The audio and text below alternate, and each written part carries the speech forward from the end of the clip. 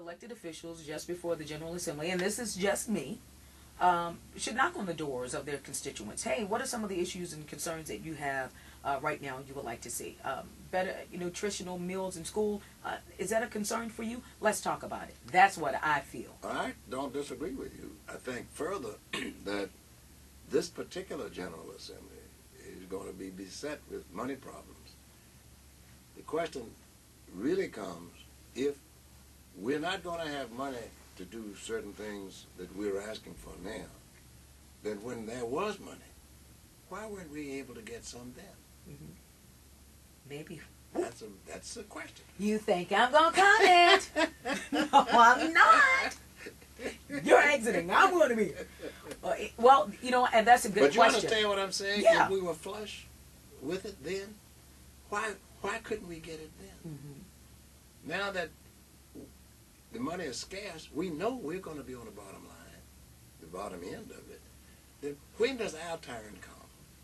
When we discuss about what should be cut and how we can kind of balance out the budget. When will we get ours? Yeah. Are you in a position to tell me?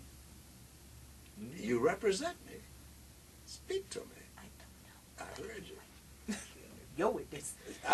Anyway, we would, and for sure, we want you to be a part of that process because we're going to elect a new governor coming up in November of 2009, mm-hmm. and your governor is the executor, or if you want to call him president of your state. That's correct. And as you heard from President-elect Barack Obama, he said we might not be able to get the economy together in one term or even several years, but he was smart to say right. that. You know what he was saying? I'm running again, But I'm not sure. going to be able to do it in a year. It might right. even take one term. Might not be enough.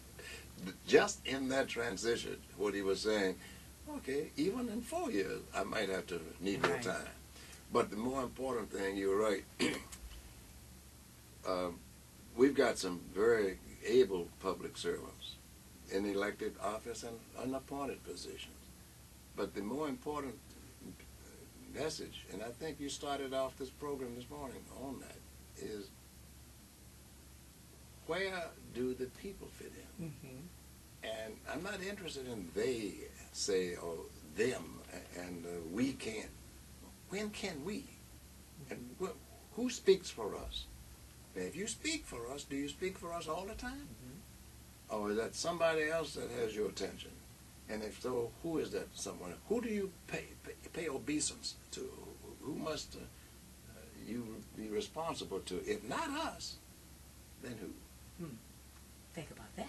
Think about it. Calmly think about that. That's exactly right. All right. A General Assembly again goes into session the second week in January, and of course we're going to keep our eye on the General Assembly Monday, Wednesdays, and Fridays with local senators and delegates coming on the show because a lot of folks feel that, hey, I voted, and that's it. It's a done deal. No, baby, we're just starting. And you raised a very good point too in terms of voting rights.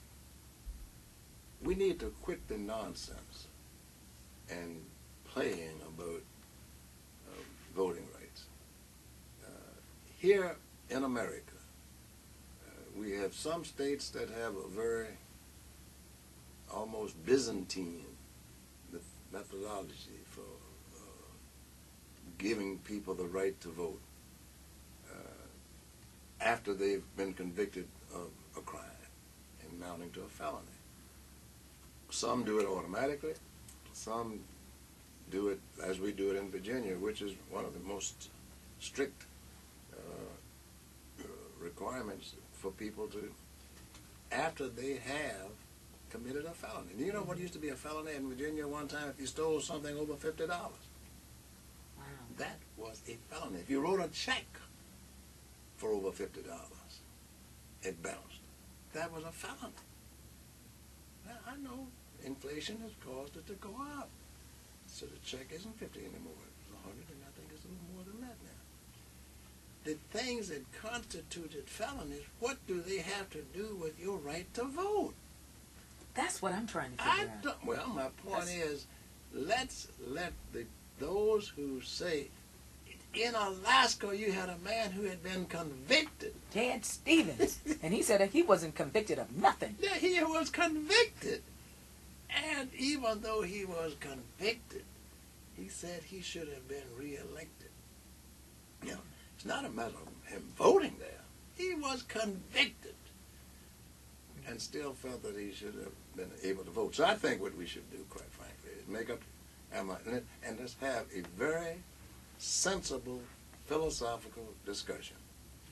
Do you who oppose the measures that have been coming forth these several years for people being convicted of felonies, having greater opportunities, better opportunities to vote, if you are opposed to it, tell us why.